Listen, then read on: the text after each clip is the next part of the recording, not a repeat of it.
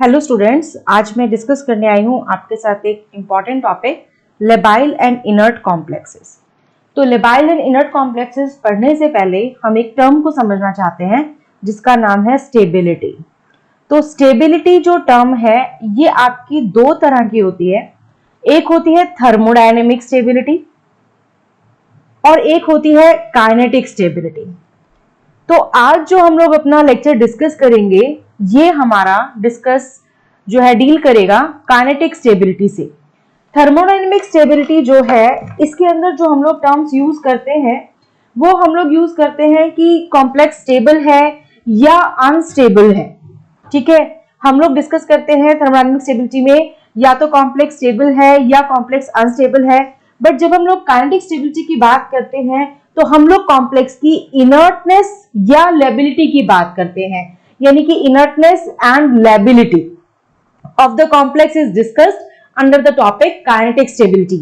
या हम लोग टर्म्स डिस्कस करते हैं कि ये कॉम्प्लेक्स इनर्ट है या ये कॉम्प्लेक्स लेबाइल है। तो इनर्टनेस और लेबाइल का जो ये कॉम्प्लेक्स है कि इनर्ट है या लेबाइल है, ये हमें सबसे ज्यादा जो एक साइंटिस्ट है टॉबे ने 1952 में एक कंसेप्ट दिया कि जिन रिएक्शंस का T half less than 1 minute है, लेस देन और इक्वल टू 1 मिनट है, वो जो है वो लेबाइल कॉम्प्लेक्सेस जो है, और जिन रिएक्शंस के अंदर टी हाफ जो है वो आपका ग्रेटर देन 1 मिनट है वो आपके इनर्ट कॉम्प्लेक्सेस हैं। तो इस चीज से ही हम आगे डिफाइन करना शुरू करेंगे कि इनर्ट कॉम्प्लेक्स क्या होते हैं और लेबाइल कॉम्प्लेक्स क्या होते हैं। तो हम इसको इस तरह से डिफाइन कर सकते हैं, compounds that react rapidly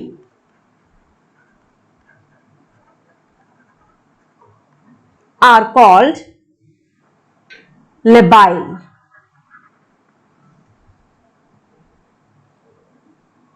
and compounds that react slowly are called inert. Sometimes a term robust is also used for them.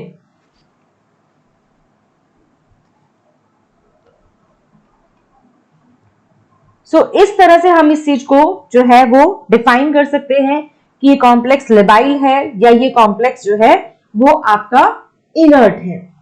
तो काइनेटिक स्टेबिलिटी की जब भी हम लोग बात करते हैं कि काइनेटिक स्टेबिलिटी है, तो काइनेटिक स्टेबिलिटी के लिए हम लोग हमेशा जो फैक्टर कंसीडर करते हैं वो एक्टिवेशन एनर्जी करते हैं।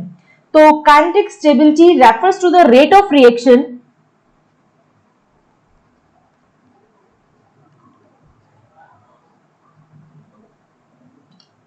which is governed by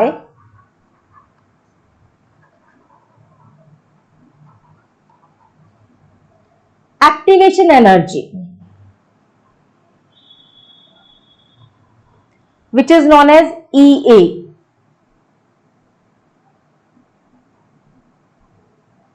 Kinetic stability tells us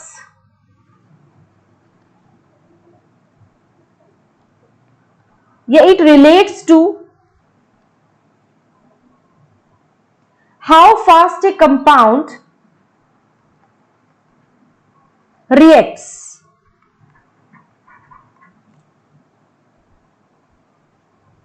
rather than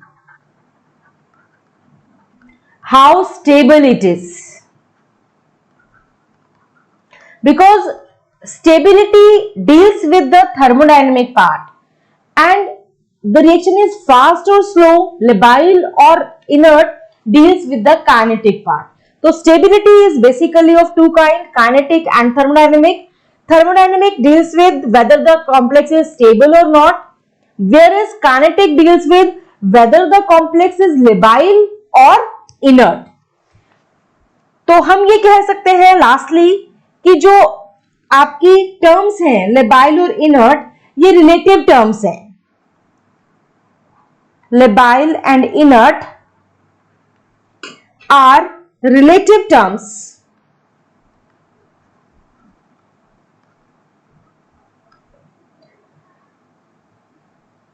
Tobbe suggested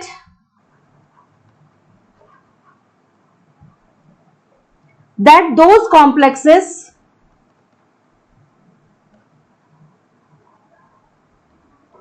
in which substitution of ligands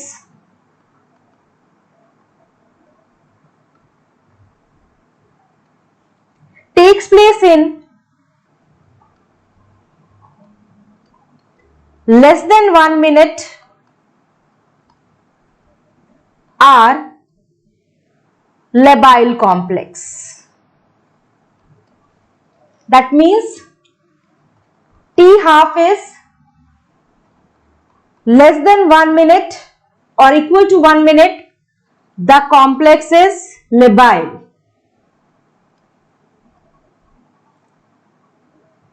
Otherwise, if T half is greater than 1 minute, the complex is inert.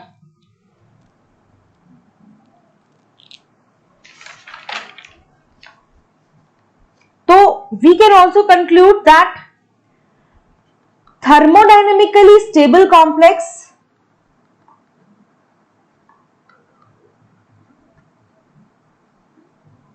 may be inert or labile. That means stability does not deal with lability. Stable complex can be inert or labile. It depends upon T half of the reaction. If T half is less than or equal to 1 minute, the complex is labile, otherwise the complex is inert. Now, next thing, how can we interpret about the lability of the complex? Interpretation of lability and inertness.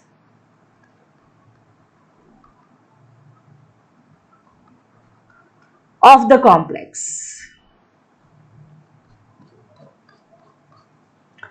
So basically there are two kinds of metals which are present. One is transition metals, other one is non-transition metals. So first of all we will deal with the non-transition elements, then we will deal with the transition elements. So now we will discuss about the non-transition elements. If non-transition elements, metals, basically non-transition elements, we have to calculate their oxidation state. If oxidation state is +1, +2, +3, +4, +5, these kind are possible in that. So generally these are complexes which are labile. It may be labile or inert. Basically aluminium compound having 3 positive with water is inert, rest are labile, and above it all the complexes are inert in nature. Basically inertness is directly proportional to oxidation state.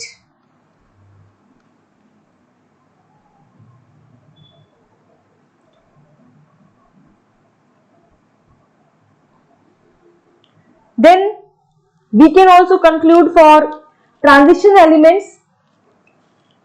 But before going to transition elements, one thing must be clear to you also, that is, it is also related to the Z effective. That means Z effective is also related to inertness. For example, we can take this compound. You know that this is the D10 configuration series. Zinc, cadmium and mercury, they belong to D10 configuration. So basically they can be studied with the D block elements, but they are not considered as D block elements. Zinc, cadmium and mercury, if we consider these three cases, so this is the order down the group: zinc, cadmium and mercury. It belongs to 3D. it belongs to 4D, it belongs to 5D, zinc, cadmium and mercury. So all these can be studied with the non-transition elements because all of them have D10 configuration. So Z effective basically decreases down the group. Z effective decreases down the group. So as Z effective decreases, inertness also decreases. So this is also the order of inertness also. Inertness also decreases down the group. That means mercury is the most inert one and zinc is the less inert one in this complex series if we have to compare their inertness values. Next thing which comes into our mind is the interpretation of lability and inertness of transition metal complex. So let's study about that.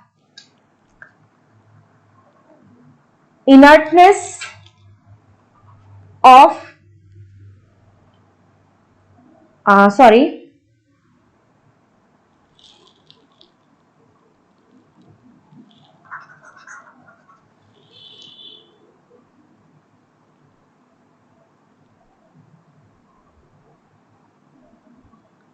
interpretation of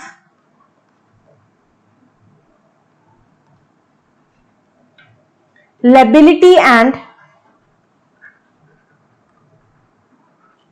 inertness of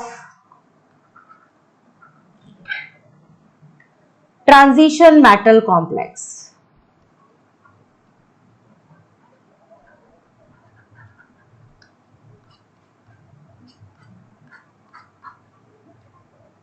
So it can be easily calculated with the help of VBT, that is valence bond theory.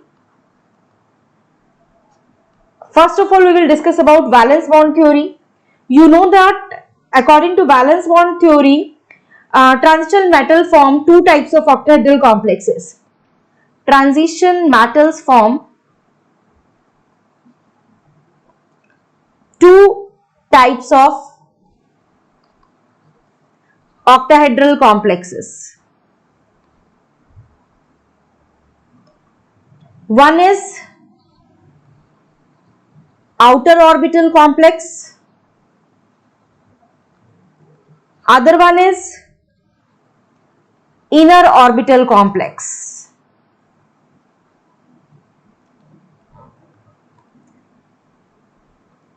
Now if we consider their configuration, the outer orbital complex are basically sp3d2 and these are d2sp3.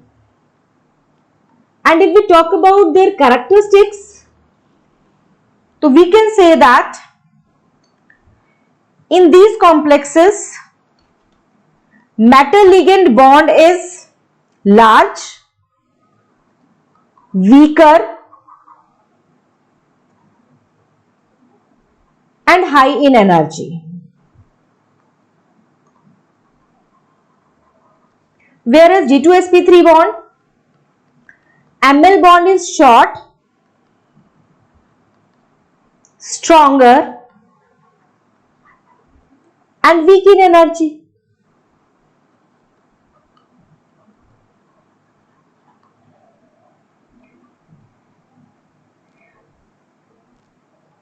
Now, one thing, when we read about the octahedral complexes reactions, so we know that octahedral complexes of transition metals undergo substitution reaction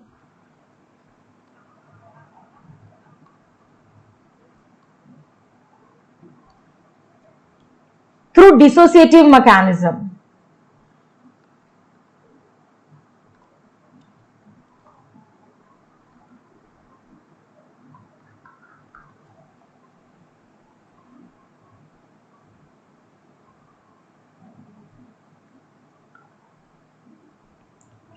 So octahedral complexes of transition metal undergo substitution reaction through dissociative mechanism would be labile if Ml bond is weak and inert if Ml bond is strong. So we have two conditions for dissociative mechanism. They can be labile, they can be inert. When will they be labile? When the Ml bond is weak. When is inert? When Ml bond is strong. तो अभी हमने जो है condition पढ़ी कि outer orbital complex जो है वो कैसे कंटेन करते हैं. आउटर ऑर्बिटल कॉम्प्लेक्स जो है वो आपका बॉन्ड जो है कंटेन करते हैं जिसके अंदर लार्ज बॉन्ड है, वीकर है, हायर इन एनर्जी है. तो इस कंडीशंस में क्या होगा, बॉन्ड जो है वो आपका इजीली ब्रेक करेगा, तो आपका लोबाइल कॉम्प्लेक्स होगा, और जो इनर ऑर्बिटल कॉम्प्लेक्स है वो आपके इनर्ट होंगे. तो हम यहां पर कह सकते हैं कि ट्रांजिशन मेटल कॉम्प्लेक्सेस जो हैं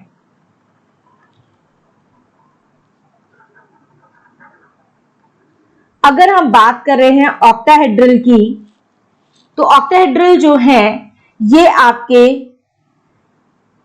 आउटर ऑर्बिटल है और आपके इनर ऑर्बिटल है.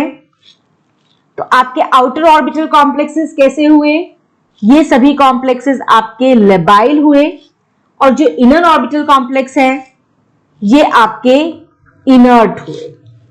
ठीक है, आउटर ऑर्बिटल कॉम्प्लेक्स कैसे हुए, लेबाइल हुए, और इनर ऑर्बिटल कॉम्प्लेक्स कैसे हुए, आपके इनर्ट हुए. बट अगर हम इस चीज को और अच्छे से स्टडी करें तो हमें एक चीज इसमें समझ आती है कि जो ऑक्टाहेड्रल कॉम्प्लेक्सेस हैं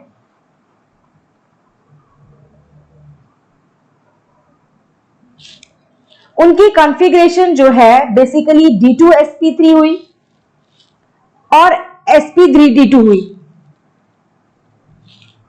D2sp3 जो है ये आपके इनर ऑर्बिटल है और ये आपके आउटर ऑर्बिटल है.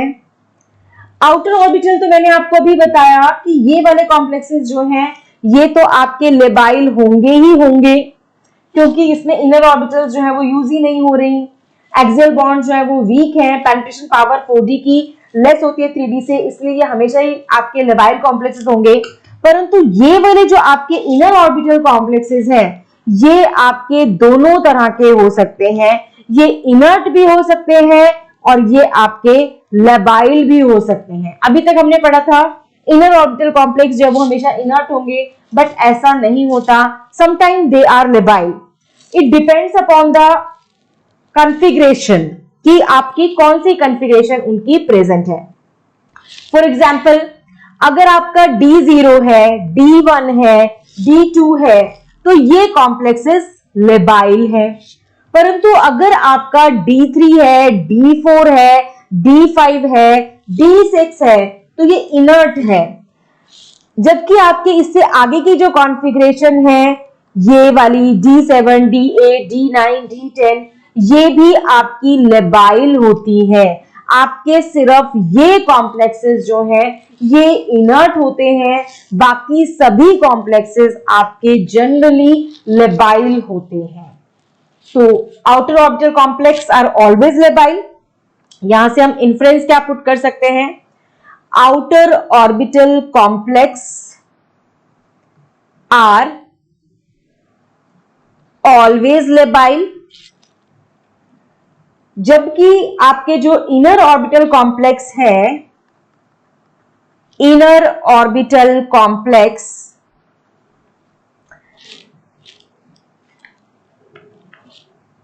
Are labile in case of D0, D1, D2, D7, D8, D9, D10 and inert in case of D3, D4, D5, D6. So this is possible for it. तो आपके D3 से लेके D6 तक आपके जो हैं वो आपके इनर्ट रहते हैं, बाकी आपके सभी कॉम्प्लेक्सेस जो हैं वो लेबाइल रहते हैं. क्यों ऐसा होता है, क्योंकि कोई भी वेकेंट स्पेस जो है इसके अंदर नहीं मिल पाता इनको T2G ऑर्बिटल्स के अंदर, इसलिए ये आपके इनर्ट रहते हैं। बाकी सबको स्पेस मिल जाता है, इसलिए वो आपके लेबाइल कॉम्प्लेक्सेस में काउंट होता है। अब इस चीज को तो हम कहते हैं कि एक्सप्लेनेशन है वीबीटी के अकॉर्डिंग, बट वीबीटी भी काफी चीजों को आपकी एक्सप्लेन नहीं कर पाती कि D6 है, D7 है, D9 ऑक्टाहेड्रल कॉम्प्लेक्सेस है जिन जो लो लाइंग है, परंतु फिर भी उनको कॉम्प्लेक्स को हम कहते हैं कि वो लेबिलिटी को शो कर रहे हैं। तो ऐसा क्यों होता है? मतलब D6 का आपका जो हाई स्पिन कॉम्प्लेक्स है या D7 हाई स्पिन कॉम्प्लेक्स है, ये क्यों आपके शो कर रहे हैं? तो फिर आपको इसी को सपोर्ट करने के लिए आपकी थ्योरी आती है CFT। तो सेकेंड थ्योरी आपकी है CFT। वीबीटी किसके अकॉर्डिंग कहता है? वीबीटी के अकॉर्डिंग सिर्फ दो बातें आपकी निकल कर आती हैं। आउटर ऑर्बिटल कॉम्प्लेक्स जो है वो आपके सभी के सभी लेबाइल है, इनर ऑर्बिटल इनर्ट भी हो सकते हैं, लेबाइल भी हो सकते हैं। परंतु CFT जो है वो आपकी थोड़ी सी अलग उस पर चलती है। CFT आपको कहती है कि जो आपके ऑक्टाहेड्रल कॉम्प्लेक्सेस है, ठीक है, ऑक्टाहेड्रल कॉम्प्लेक्सेस के अंदर दो तरह की आपकी रिएक्शंस हो सकती हैं, या तो ये SN1 से प्रोसीड कर सकते हैं या ये SN2 से प्रोसीड कर सकते हैं। SN1 का मतलब होता है डिसोसिएटिव और SN2 का मतलब होता है एसोसिएटिव मैकेनिज्म, ठीक है। डिसोसिएटिव में हमेशा कोऑर्डिनेशन नंबर आपका डिक्रीज हो जाता है, एसोसिएटिव में आपका कोऑर्डिनेशन नंबर हमेशा इंक्रीज हो जाता है। तो अगर हम SN1 की बात करें तो SN1 जो मैकेनिज्म है ये आपका जनरली स्क्वायर पिरामिडल इंटरमीडिएट के थ्रू होता है, ठीक है, जिसका कोऑर्डिनेशन नंबर जो है वो 5 होता है। और SN2 जो है आपका जो है जनरली जो है ये आपका पेंटागोनल बायपिरामिडल इंटरमीडिएट से होगा, पेंटागोनल बायपिरामिडल इंटरमीडिएट से होगा, जिसका कोऑर्डिनेशन नंबर जो है वो आपका 7 रहता है। तो यहां पर क्या होता है? CFSC में चेंज होता है। Value of CFSC changes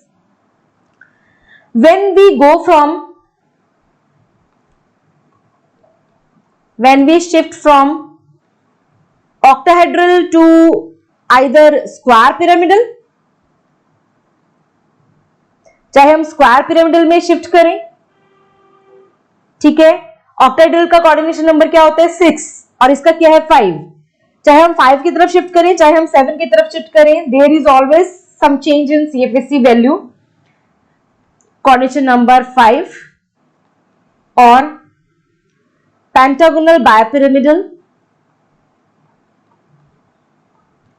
coordination number 7। तो यहां ध्यान देने वाली बात क्या है? हम इस चीज से क्या इंटरप्रेट करेंगे? If there is loss in CFSC, मतलब माइनस में आपका आ रहा है, तो कॉम्प्लेक्स इनर्ट होगा, ठीक है। और अगर आपका कोई लॉस नहीं है CFSC में, वैल्यू आपकी पॉजिटिव में है, तो कॉम्प्लेक्स आपका लेबाइल होगा। अब जो चेंज है CFSC में, that is called CFAE। Change in CFSC is called CFAE, crystal field activation energy. तो ये CFSC की वैल्यू जो है ये बसालो और पर्सन ने काफी डिटेल में आपको दी हुई है। आप किसी भी बुक को भी रेफर कर सकते हैं इन वैल्यूज के लिए। Although I will also give you a chart for that so that you can easily calculate the CFAE value for any of the complex. So let's write that values so that it will be easier for you to solve the question based on this.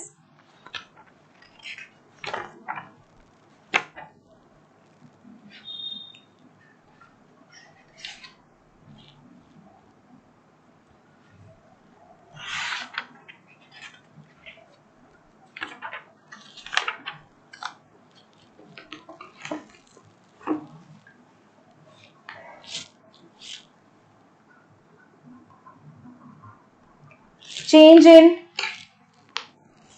CFSC on going from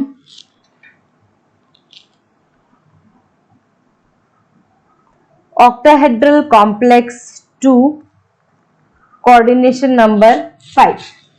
तो मैं आपको जो value दे रही हूं वो आपको मैं दे रही हूं सिर्फ और सिर्फ 5 के लिए अभी। तो आपको यहां पर सारी वैल्यूज मिल जाएंगी इजीली।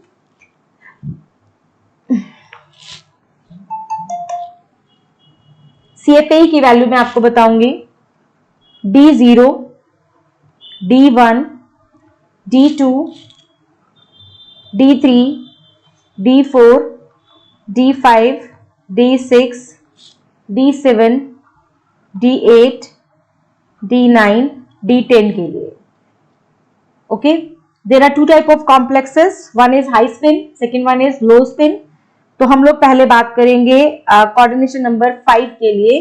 तो ये कोऑर्डिनेशन नंबर 5 की वैल्यू रहेंगी जब आपका हाई स्पिन कॉम्प्लेक्स होगा और जब आपका लो स्पिन कॉम्प्लेक्स होगा। और ये वैल्यूज क्या है देखिए, इसकी वैल्यू भी 0, इसकी वैल्यू भी 0 और आपकी जो D10 की वैल्यूज होती हैं ये भी आपकी 0 होती है। ठीक है, अब D1 की वैल्यू क्या होती है? D1 की वैल्यू होती है आपकी 0.57, इधर भी आपकी वैल्यू होती है 0.57। इसकी वैल्यू होती है 1.14, इसकी वैल्यू भी होती है 1.14, इसकी वैल्यू होती है -2, इधर भी वैल्यू होती है -2, इधर होती है वैल्यू 3.14। देखिए इधर पॉजिटिव है, इधर वैल्यू हो जाती है -1.43।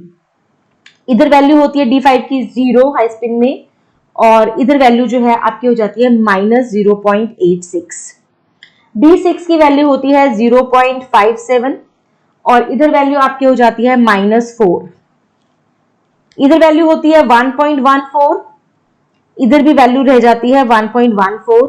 D8 में इसकी वैल्यू -2.0, इधर भी वैल्यू -2.00, इधर वैल्यू हो जाती है 3.19, इधर भी वैल्यू रहती है 3.14। ओके, तो ये आपकी जो वैल्यूज है ये आपकी कोऑर्डिनेशन नंबर 5 के लिए है।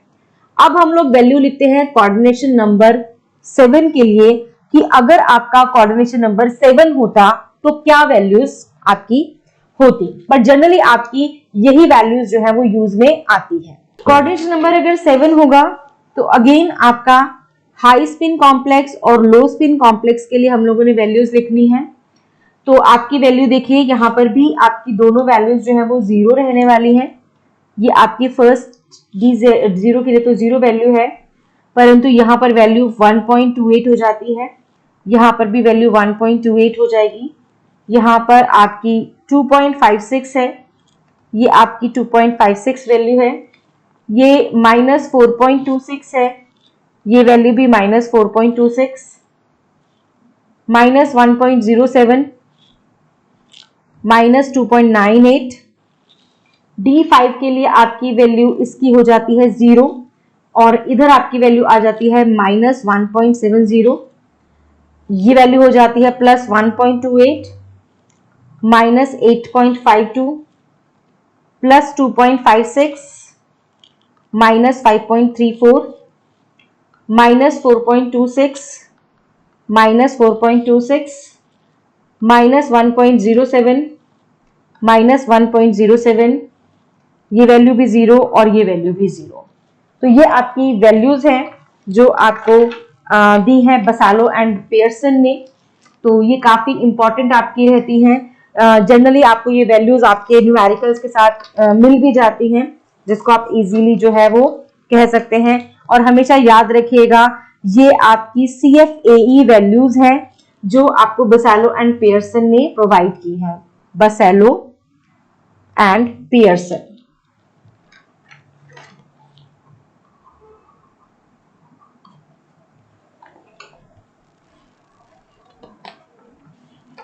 तो ये आपको वैल्यूज जो हैं काफी इंपॉर्टेंट आपकी रहेंगी। तो इसके बेसिस पर हम लोग कैसे कैलकुलेट करते हैं, चलिए मैं आपको इसका एक चीज बता देती हूँ। इनर्ट अगर हम बात करें तो इनर्ट के अंदर नेगेटिव वैल्यू जो है और जितनी ज्यादा नेगेटिव वैल्यू होती जाएगी उतनी ही इनर्टनेस इंक्रीज होती जाएगी, ठीक है।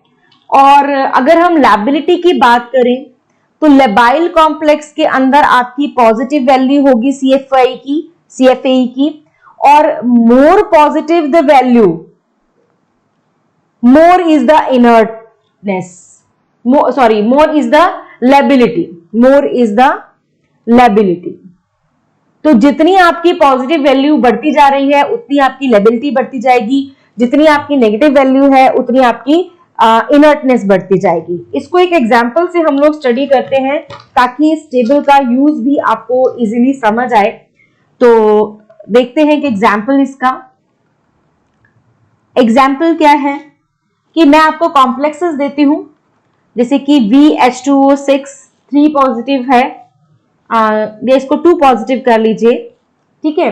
दूसरा कॉम्प्लेक्स लेते हैं क्रोमियम का कॉम्प्लेक्स, ऑक्सलेट का कॉम्प्लेक्स है, ठीक है, 3 नेगेटिव। तीसरा कॉम्प्लेक्स हम एल्यूमिनियम का ले लेते हैं,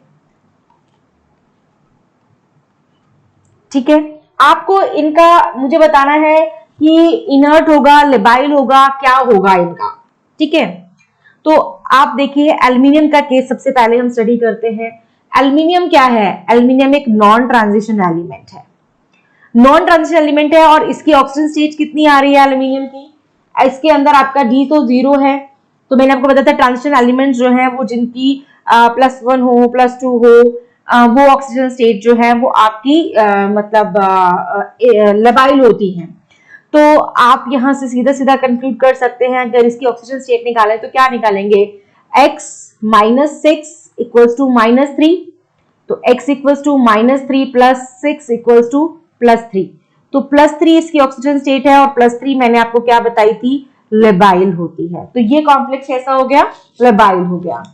अब अगर हम इस कॉम्प्लेक्स को निकालने की कोशिश करें तो इस कॉम्प्लेक्स को हम कैसे निकाल सकते हैं? आप सबसे पहले इसकी ऑक्सीजन स्टेट निकालिए। वाटर का तो 0 होता है, तो इसका क्या हो जाएगा? x + 0 equals to +2। तो आप वेनेडियम को 2+ स्टेट में लिख सकते हैं। अब जब वेनेडियम 2+ होता है, इसका मतलब इसकी जो कॉन्फ़िगरेशन है अगर आप उस पर जाएं तो आप क्या लिखते हैं? स्कैंडियम, टाइटेनियम, वैनेडियम, यानी कि 21, 22, 23। तो कॉन्फ़िगरेशन क्या हो जाती है? कॉन्फ़िगरेशन हो जाती है 3d3 4s2। अब अगर ये 2+ स्टेट में है तो कॉन्फ़िगरेशन क्या आ गई? 3d3। अब 3d3 में आप वैल्यू ले लीजिए, 3d3 की वैल्यू क्या होगी? अब 3d3 की वैल्यू आपको यहां पर क्या नजर आ रही है? यहां पर आपको नजर आ रही है -2, यानी कि इसकी वैल्यू क्या हो जाएगी? -2। तो आप यहां लिख दीजिए -2.00। अब क्रोमियम की निकाल लीजिए। अब अगर आप क्रोमियम का देखें तो यहां पर क्रोमियम का नंबर हो जाएगा 24 और इसकी कॉन्फ़िगरेशन हो जाएगी 3d4 4s2।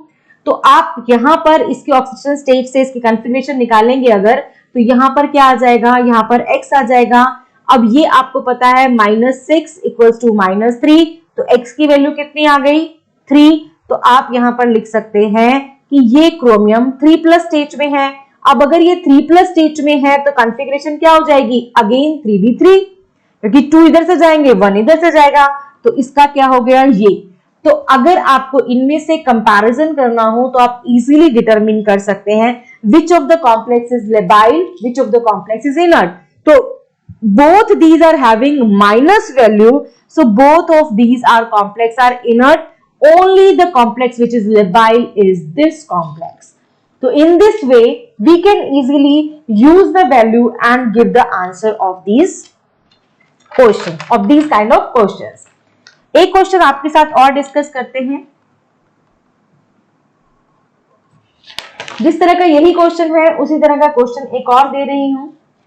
सपोज कर लीजिए आपको कहा जाता है कि इनको लेबिलिटी की टर्म्स में अरेंज कीजिए कि ये कौन सा ज्यादा लेबाइल है, कौन सा कम लेबाइल है। तो हम लोग कैसे कर सकते हैं? सपोज आपको मैंने कॉम्प्लेक्स दे दिया मैग्नीज का कॉम्प्लेक्स, हम सारे लिगेंड सेम लेते हैं, डिफरेंट मेटल आयंस ले लेते हैं, ठीक है। मैग्नीज ले लेते हैं, क्रोमियम ले लेते हैं और आयरन ले सकते हैं, ठीक है। और एक कॉम्प्लेक्स हम क्रोमियम का ले लेते हैं। ये 3 नेगेटिव ले लेते हैं, ठीक है, क्योंकि यहाँ पर हम क्रोमियम का 4 नेगेटिव ले चुके हैं, इसलिए मैंने यहाँ पर एक 3 नेगेटिव वाला कॉम्प्लेक्स जो है वो ले लिया है। ये कॉम्प्लेक्स ए, ये कॉम्प्लेक्स बी, ये कॉम्प्लेक्स सी, ये कॉम्प्लेक्स डी। तो अब आपको मैंने कहा कि भाई मुझे इसमें ये बताइए, इनको आप मुझे अरेंज करके दीजिए इंक्रीजिंग ऑर्डर या डिक्रीजिंग ऑर्डर में इनर्टनेस की टर्म्स में, कि इनर्ट है, लेबाइल है, किस तरह से इनकी आप काइनेटिक स्टेबिलिटी को अरेंज कर सकते हैं। तो देखिए, सबसे पहले इसकी ऑक्सीडेशन स्टेट निकालने की कोशिश करते हैं कि क्या आएगी। मैग्नीज में देखिए यहाँ पर आपका x - 6 इक्वल्स टू -4, तो x की वैल्यू कितनी आ गई आपकी 2 आ गई। तो Mn2 पॉजिटिव स्टेट में आपका यहाँ पर है। अब वही आपने मैग्नीज की कॉन्फ़िगरेशन निकाल ली, D5 होती है। अब D5 4s2 था, तो यहाँ पर आपकी D5 कॉन्फ़िगरेशन रह गई, क्योंकि इसकी जो कॉन्फ़िगरेशन बन जाएगी वो क्या बन जाएगी 3D5 4s2, ठीक है। तो आपने D5 यहाँ पर निकाल दिया। अब आप इसका निकाल लीजिए, इसका भी क्या निकल जाएगा x - 6 इक्वल्स टू -4, तो x equals to in the +2 state. अब यहाँ पर आपका क्रोमियम जो है वो किस स्टेट में आ गया, क्रोमियम आपका आ गया 2+ स्टेट में। तो क्रोमियम इससे पहले है, क्रोमियम का क्या कॉन्फ़िगरेशन हो जाएगा, D4 कॉन्फ़िगरेशन होता है, तो आपका यहाँ पर आ जाएगा D4। अब यहाँ पर आप इसकी निकाल लीजिए, तो x - 6 इक्वल्स टू -4, तो x की वैल्यू अगेन 2 आ गई। अब यहाँ पर आयरन जो है वो किस स्टेज में है, यहाँ पर आयरन जो है वो D6 होता है और क्रोमियम जो है D4 रहता है। तो आयरन जो है वो आपका किस उसमें रहेगा, आयरन आपका यहाँ पर आ जाएगा 2+ स्टेज में। तो 2+ स्टेज के अंदर मतलब क्या हो जाएगा, यहाँ पर आपकी D6 कॉन्फ़िगरेशन जो है वो आ जाएगी। अब अगर हम यहाँ पर बात करते हैं कि ये जो कॉम्प्लेक्स है वो आपका यहाँ पर क्या वैल्यू आप लेंगे, तो यहाँ पर वैल्यू लेने के लिए हम करेंगे x - 6 इक्वल टू -3, तो x जो है वो 3 स्टेट में आ गया, तो ये क्रोमियम 3+ स्टेट हो गई। अब 3+ स्टेट होते ही ये कॉन्फ़िगरेशन D3 रह जाएगी। यहाँ पर आपको स्पेक्ट्रोकेमिकल सीरीज का जो है वो नॉलेज होना जरूरी है। हमें पता है कि साइनाइड जो है ये एक स्ट्रॉन्ग फील्ड लिगेंड है, this is a strong field ligand. तो हमें कौन सी वैल्यूज चुननी है, तो ये आपका लो स्पिन कॉम्प्लेक्स बनाएगा, तो आपने जो वैल्यूज चूज करनी है वो लो स्पिन कॉम्प्लेक्स की वैल्यूज जो है वो चूज करनी है। तो आप इसके अंदर आपने जो ये कॉम्प्लेक्स पढ़ा था ये वाटर का कॉम्प्लेक्स था, इसलिए आपने इसके अंदर जो है आपने वाटर जो है वो आपका वीक फील्ड लिगेंड है, तो ये हमेशा हाई स्पिन कॉम्प्लेक्स बनाता है, इसलिए आपने हाई स्पिन कॉम्प्लेक्स की वैल्यू जो है वो चुन रखी थी। तो ये आपने वैल्यू कौन सी चुननी है, ये आपको स्पेक्ट्रोकेमिकल सीरीज से निकालना होगा। अब हमें कौन सी वैल्यूज चाहिए, हमें लो स्पिन कॉम्प्लेक्स की वैल्यू चाहिए। किस किस की वैल्यू चाहिए, ये सारे जो कॉम्प्लेक्सेस हैं ये आपके वैल्यूज जो दे रहे हैं ये आपके कोऑर्डिनेट नंबर 5 की वैल्यूज आपकी यूज होंगी। तो आपको D4 की वैल्यू चाहिए, ठीक है, आपकी D4 की वैल्यू ये रही। आपको D5 की वैल्यू चाहिए, आपकी D5 की वैल्यू ये रही। उसके बाद आपको कॉम्प्लेक्स चाहिए D6, तो आपकी D6 की वैल्यू ये रही, और आपको चाहिए D3, तो D3 की वैल्यू ये रही। अब अगर आप इसको ध्यान से देखें तो आपको वैसे भी ये पता होना चाहिए कि ये कॉम्प्लेक्स जो है ये मोस्ट इनर्ट वन है, क्योंकि इसकी हाईएस्ट वैल्यू जो है वो इनर्टनेस की टर्म में होती है। तो इसी वे से हम इसको अरेंज कर देंगे। हम इन वैल्यूज को वहीं से लिख सकते हैं, -0.86, -1.43, -4.0, -2.0। तो इस तरीके से ये सभी कॉम्प्लेक्स जो है वो सभी के सभी इनर्ट कॉम्प्लेक्स हैं, बट सबसे इनर्ट कॉम्प्लेक्स जो है वो आयरन का है, और जो सबसे ज्यादा आपका मतलब जो मोस्ट इनर्ट है that is the C complex is the most inert. उसके बाद जो वैल्यू है वो आपकी आती है ये 2 वाली, तो आप D लिख सकते हैं, फिर आप वैल्यू लिखेंगे B की, और फिर आप लिखेंगे वैल्यू A की। तो इस तरीके से हम इनको एक्सप्लेन कर सकते हैं। अब कुछ फैक्टर्स हैं जो इसको अफेक्ट करते हैं। There are some factors which affect the stability of the complex, which affect the lability. Basically factors affecting lability of complex. तो बेटा सबसे पहला फैक्टर है ज्योमेट्री। अगर हम ज्योमेट्री की बात करें तो हमें जो न्यूक्लियोफिलिक सब्स्टिट्यूशन रिएक्शंस हैं उसके अंदर एक तो कोऑर्डिनेशन नंबर 4 देखने के लिए मिलता है, एक कोऑर्डिनेशन नंबर 6 देखने के लिए मिलता है। कोऑर्डिनेशन नंबर 6 जो है वो तो ऑक्टाहेड्रल कॉम्प्लेक्सेस हैं, और जो कोऑर्डिनेशन नंबर 4 हैं ये आपके स्क्वायर प्लेनर कॉम्प्लेक्सेस भी हैं, और ये आपके टेट्राहेड्रल कॉम्प्लेक्सेस भी हैं। ठीक है, अब जो आपका कोऑर्डिनेशन नंबर 4 है ये हमेशा सब्स्टिट्यूशन रिएक्शन फास्टर होता है, तो ये कॉम्प्लेक्सेस तो हमेशा लेबाइल होते हैं, परंतु ऑक्टाहेड्रल कॉम्प्लेक्सेस जो हैं ये इनर्ट भी हो सकते हैं, ये लेबाइल भी हो सकते हैं। और इसको अभी हमने बहुत डिटेल में स्टडी किया है कि जो आपके इनर्ट कॉम्प्लेक्सेस हैं वो आपकी जो कॉन्फ़िगरेशन है जनरली उसमें पाए जाते हैं, ये आपके पाए जाते हैं D3, D4, D5, D6, और लेबाइल कॉम्प्लेक्सेस होते हैं D0, D1, D2, D7, D8, D9 और D10। ठीक है, अब इसको आपने अभी डिटेल में ऑलरेडी डिस्कस किया है कि इनर्टनेस और लेबिलिटी हम इसके बेसिस पर कैसे निकालते हैं, वो चीज भी हम इसकी डिस्कस कर चुके हैं। सेकंड जो फैक्टर है वो आपका आता है ऑक्सीडेशन स्टेट। ऑक्सीडेशन स्टेट से हम लोग क्या कहते हैं कि जितनी हायर ऑक्सीडेशन स्टेट होगी उतनी ही लोअर लैबिलिटी होगी, यानी कि हम लोग क्या कहते हैं, higher the oxidation state of central metal cation,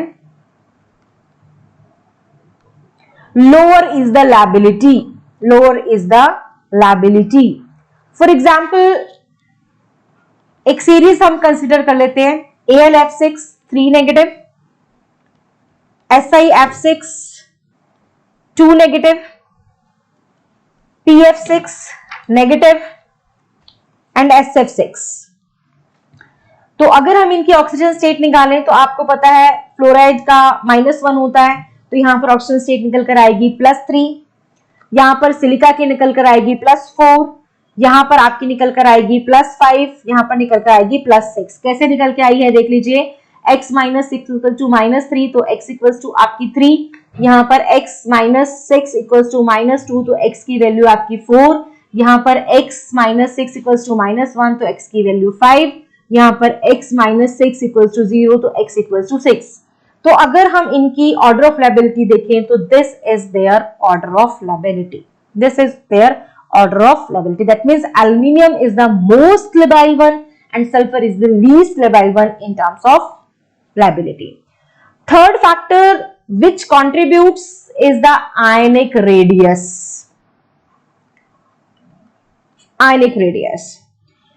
Lability of complex increases with increase in ionic radius. For example, if we consider a series, group 2 series ले लेते हैं हम लोग, मैग्नीशियम का कंपाउंड ले लेते हैं, कैल्शियम का ले लेते हैं, स्ट्रोंशियम का ले लेते हैं। तो अगर हम इसके सेम कॉम्प्लेक्सेस बना दें जिनका सारा कुछ सेम है, ऑक्सीजन स्टेट भी लगभग सेम निकल कर आ रही है, तो आप इन तीनों को अगर कंपैरिजन करेंगे तो अगर हम इसमें देखें तो स्ट्रोंशियम भी 2 पॉजिटिव स्टेट में है, कैल्शियम भी 2 पॉजिटिव स्टेट में है, मैग्नीशियम भी 2 पॉजिटिव स्टेट में है। तो मैग्नीशियम का नंबर है 12, इसका नंबर है 20, इसका नंबर है 38, that means belong to the same series. और हमने पढ़ा था ionic radii increases in the group downward. अगर हम डाउन द ग्रुप की बात करें तो आयनिक रेडियस इंक्रीज होती है, और आपकी लेबिलिटी क्या होती है, ये भी इंक्रीज होती है। इसका मतलब क्या है, strontium is the most labile one rather than calcium and calcium is the more labile one as compared to magnesium। तो इस तरीके से हम अगर कोई हमारे पास सीरीज हो तो हम उसको भी एग्जाम्पल कर सकते हैं। जैसे इसी के ऊपर बेस्ड आपको एक एग्जाम्पल जो है मैं प्रोवाइड करती हूँ। अगर आपको कंपैरिजन करा लिया जाए किसी भी सीरीज का, चलिए एक तो सीरीज यही हो गई जो हमने डिस्कस की है, चलिए हम लोग एक निकल का कंपाउंड लेते हैं, ठीक है। दूसरा कंपाउंड जो है वो हम लेते हैं आपका पैलेडियम का, तीसरा कंपाउंड हम लेते हैं प्लैटिनम का, ठीक है। तो आप एक तो इनके ऑक्सीजन स्टेट निकाल सकते हैं, x -4 equals to -2 equals to +2, x -4 equals to -2 equals to +2, x -4 -2 equals to +2। That means nickel भी +2 स्टेट में है, पैलेडियम भी +2 स्टेट में है, प्लैटिनम भी +2 स्टेट में है। बट अगर आप इनको ध्यान से देखेंगे तो आपको नजर आएगा ये 3D सीरीज से है, ये 4D सीरीज से है और ये 5D सीरीज से है। तो और अगर आप इसको बिल्कुल ध्यान से देखेंगे तो आपको इनके नंबर के अकॉर्डिंग भी जो है ये नजर आएगा कि ये सेम उससे बिलोंग करते हैं। इसका नंबर जो है 28 है, ये जो है आपका 46 है और ये जो है आपका 78 है। तो ये आपकी सेम कॉन्फ़िगरेशन जो है आपकी निकल कर आने वाली है, क्योंकि इन सभी की कॉन्फ़िगरेशन क्या निकल कर आएगी, इनकी 3D तो है परंतु इनके अंदर सभी के अंदर आपका D10 जो है वो D8 जो है वो निकल कर आने वाला है। तो इनकी सभी की कॉन्फ़िगरेशन D8 है। That means high spin low spin से हम इसका फैसला नहीं कर पा रहे, तो आप इसके अंदर कंसेप्ट क्या लगाएंगे, आयनिक रेडियाई। आप कहेंगे कि आयनिक रेडियाई जो है that increases down the group, so the lability increases down the group. That means it is the most labile one and it is the least labile one. This is the order of lability in these complexes. So you can write that the order of lability is C is greater than B, B is greater than A. This is order of lability. So when you are not able to decide with the help of CFAE value, then we can easily decide it with this ionic radii concept also. तो इसके अलावा आपके S block होते हैं या F block होते हैं। तो S ब्लॉक एलिमेंट्स जो हैं ये आपके जनरली लेबाइल होते हैं, एक्सेप्ट आपका बेरिलियम और मैग्नीशियम। और जो आपके P ब्लॉक है, P ब्लॉक आपके आ जाते हैं नॉन ट्रांजिशन एलिमेंट्स में। तो ये मैं आपको बता चुकी हूं कि जो ये P ब्लॉक एलिमेंट्स हैं ये आपके ऑक्सीजन स्टेट के बेसिस पर आप निकाल सकते हैं, +1 +2 +3 +4 +5। तो आपके ये कॉम्प्लेक्सेस जो हैं ये आपके लेबाइल होते हैं, ये कॉम्प्लेक्सेस आपके इनर्ट होते हैं और ये बॉर्डर लाइन पे होता है। इसमें से सिर्फ आपका ये कॉम्प्लेक्स जो है ये इनर्ट होता है, रेस्ट आपके लेबाइल कॉम्प्लेक्सेस होते हैं। थर्ड ट्रांजिशन मेटल्स हो गए। ट्रांजिशन मेटल्स में आप पढ़ चुके हैं कि इसके अंदर आपका जो कंसेप्ट लगता है इनर ऑर्बिटल और आउटर ऑर्बिटल कॉम्प्लेक्स लगता है। तो आपको पता है जितने भी आउटर ऑर्बिटल कॉम्प्लेक्स हैं वो जनरली लेबाइल होते हैं और जो इनर ऑर्बिटल कॉम्प्लेक्स हैं ये आपके लेबाइल और इनर्ट दोनों हो सकते हैं। लेबाइल कॉम्प्लेक्सेस जो हैं वो आपके रहते हैं D0, D1, D2 और जो आपके इनर्ट कॉम्प्लेक्सेस होते हैं, इनर्ट कॉम्प्लेक्सेस आपके रहते हैं D3 से D3, D4, D5, D6, D3, D4, D4, D5, D6, उसके बाद D7, D8, D9, D10 आपके लेबाइल कॉम्प्लेक्सेस रहते हैं। और लास्ट में आपके पीरियोडिक टेबल में आ जाता है F ब्लॉक एलिमेंट्स। तो F ब्लॉक एलिमेंट्स में जो मेटल थर्ड ऑक्सीडेशन स्टेट में होते हैं वो जनरली लेबाइल होते हैं। तो इस तरीके से हम लोग कॉम्प्लेक्सेस की लैबिलिटी और कॉम्प्लेक्सेस की इनर्टनेस के बारे में बात करते हैं। This is the whole concept about inertness and lability. Thank you very much.